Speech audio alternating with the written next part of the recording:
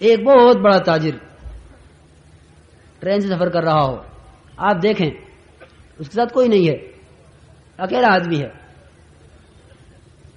اکیلا آدمی ہے، جتنا ساز و سامان گھر میں تھا اس کے مقابلے میں تجارت کے سفر پہ جا رہا ہے، کوشش میں ہے کہ میرے پاس کم سے کم سامان، کیونکہ مجھے اٹھانا ہے، مجھے اٹھا کے چلنا ہے، اس کو تو اٹھا کر صرف ہوٹل تک جانا ہے، اس کو گلی گلی، محلہ محلہ، کوچا کوچا، گھر گھر، اس سے ملنا اس سے ملنا، اس سے ملاقات اس سے ملاقات، اس کو انفرادی دعوت اس کو انفرادی دعوت، اس کو بس اس کے اعمال پر رغبت دلانی ہے، اس کو تیار کرنا ہے، اس کا یہ کام ہے۔ وہ تو تاجر ہے، جا کر ہوٹل میں ٹھہرے گا، سامان رکھے گا اور پھرے گا۔ ہمیں ہر جگہ جانا ہے، ہمیں ہر ایک سے ملاقات کرنی ہے، تو داعی کا سامان اتنا ہونا چاہیے جس کو یہ اٹھا کر چل سکے۔ اور دوسری بات میرا عزیز دوستو یہ ہے کہ اللہ کے راہ میں نکل کر ہمیں سیاسی باتوں سے بچنا ہے، کیونکہ سیاسی باتیں واحد وہ باتیں ہیں جو ایمان میں ضعف لاتی ہیں، یاد رکھو، کیونکہ سیاست میں سب سے پہلی بات یہ کہنی ہوتی ہے کہ یہ کام فلاں صاحب نے کیا ہے، اسی کو شرک کہتے ہیں، اسی کو شرک کہتے ہیں، خدا کی قسم اسی کا نام شرک ہے، کہ یوں ہوا تو یوں ہوگا، وہ یوں کر دے گا تو یوں ہو جائے گا۔ پھر دوسرے درجے میں جو کہ اگر ہم سیاسی باتیں کریں گے اللہ کے راستے میں نکل کر، تو پھر ملک و مال سے ہونا یہی سیکھ کر آئیں گے، امت کو یہ سکھلا کر نہیں آئیں گے، اور یہ خود یہ سیکھ کر نہیں آئیں گے کہ اللہ کی ذات سے ہوتا ہے، اللہ کے کرنے سے ہوتا ہے۔ پھر ہمارے کام کا مزاج کہ ہر ایک جانتا ہے کہ بھئی اس کام کا سیاست سے کوئی تعلق نہیں ہے، کوئی تعلق ان کے سیاست سے نہیں ہے، یہ ایک سیدھی سادی جماعت ہے، اللہ والی جماعت کہلاتی ہے، ان کا کام صرف اعمال کو زندہ کرنا ہے، ان کا کام صرف اعمال کو زندہ کرنا ہے، یہ اعمال زندہ کرتے ہیں، اعمال کی محنت کرتے ہیں۔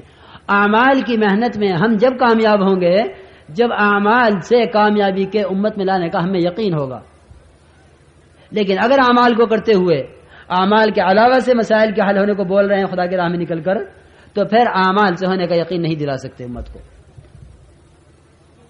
تو ایک ہمیں نکل کر اپنے یعنی مقام پر تو ہو جاتی ہے، ادھر ادھر کی خبریں سن لیتے ہیں، خبریں ایک دوسرے کو پہنچا دیتے ہیں، لیکن اللہ کے راستے میں نکل کر ہمیں سیاسی باتوں سے بچنا ہے، اجتناب کرنا ہے کہ بھئی سیاسی کوئی بات نہ ہو۔ پھر وہاں جائیں گے علاقوں میں، وہاں انفرادی اجتماعی ملاقاتیں ہوں گی، ملاقاتوں میں کوشش اس بات کی ہو کہ ہم پوری دعوت دیں، 8 گھنٹے مسجد کی آبادی کی دعوت۔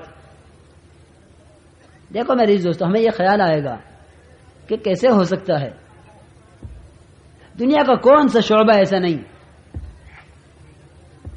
جس پر امت کی جان مال وقت نہیں لگ رہا ہے، سوائے اس شعبے کے جس پر جناب رسول اللہ صلی اللہ علیہ وسلم کا پورا جان پورا مال پورا وقت لگا ہے۔ کیوں نہیں ہو سکتا یہ کہ 8 گھنٹے مسجد کی آبادی کے لیے ہوں؟ کیوں نہیں ہو سکتا یہ کہ 8 گھنٹے اعمال کی طرف لانے میں لگیں؟ کیوں نہیں ہو سکتا یہ کہ 8 گھنٹے ایک آدمی سے 8 گھنٹے محلے میں ایک آدمی سے ملاقاتوں میں صرف ہوں؟ کیوں نہیں ہو سکتا؟ یہ کہ خوب ہو سکتا ہے اگر ہم کرنا طے کر لیں، بہت آسانی سے ہو سکتا ہے۔ آخر امت کا وقت کہیں تو لگ رہا ہے، کہیں تو امت کا وقت لگ رہا ہے، جو کہ امت کا وقت لگے، اور امت کو جب امت مسائل کے حل کا یقین کرے گی اس کام کے ذریعے سے، تب اس کام کی قربانی بڑھیں گی۔ ورنہ اگر ہمارا چلنا پھرنا عادتاً ہے اور ہماری یہ ساری دوڑ دھوپ عادتاً ہے اور ہمیں اس کام کے ذریعے سے نہیں ہے، تو ہماری دعوت میں کمی آئے گی، ہمارے اوقات میں کمی آئے گی، ہمارے جان مال اس کام میں لگانے میں کمی آئے گی۔ کہ 5 منٹ تعلیم کر لو، 1.5 گھنٹہ کرنا کیا ضروری ہے؟ کیونکہ تعلیم کا عمل کے طور پہ کیا جا رہا ہے، تو اگر 5 منٹ بھی تعلیم ہوگی تو تعلیم کا عمل ہو گیا، اگر 5 منٹ بھی گشت ہو گیا تو گشت ہو گیا۔ نہیں میرا عزیز دوستو، اصل میں اعمال دعوت کی تکمیل کرنا ہے، اعمال دعوت کو مکمل کرنا ہے۔ صحابہ کرام نے اس کو مکمل کیا ہے، اور مکمل کس طرح کیا ہے کہ وہ اس کے ہو کر رہے، اسی کے ہو کر رہے۔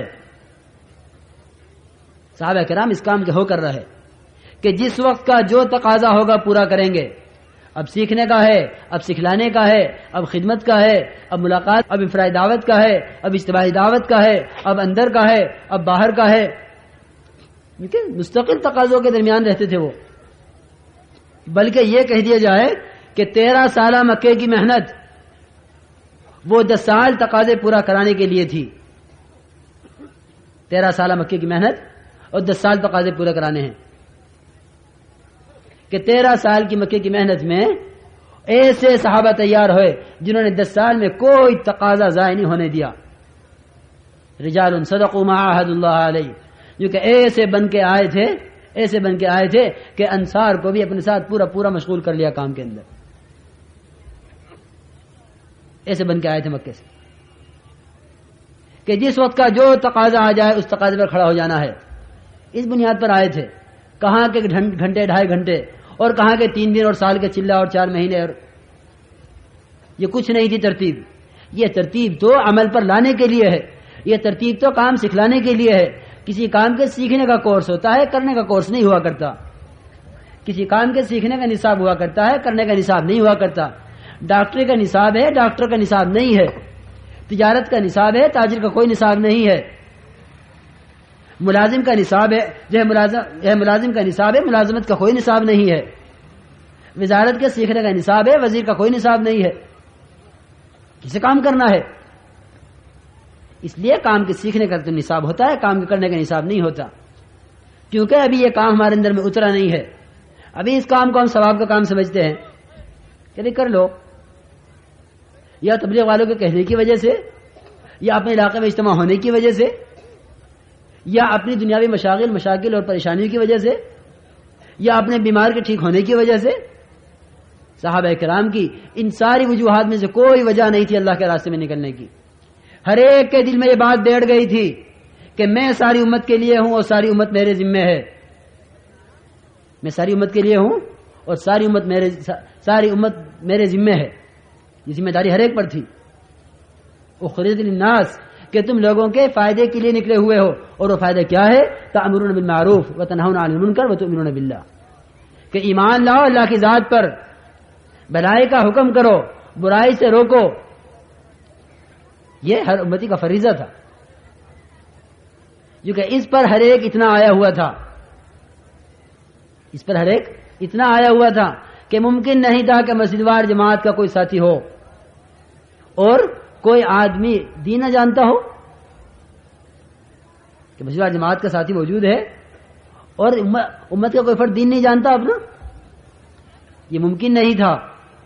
کیونکہ مدینہ منورہ ہر اعتبار سے ایسا حلقہ اور ایسا علاقہ بن کے تیار ہوا تھا کہ عبادات سے لے کر معاملات تک اور اخلاق سے لے کر معاشرے تک کسی شعبے کا کوئی فرد اور کسی شعبے کا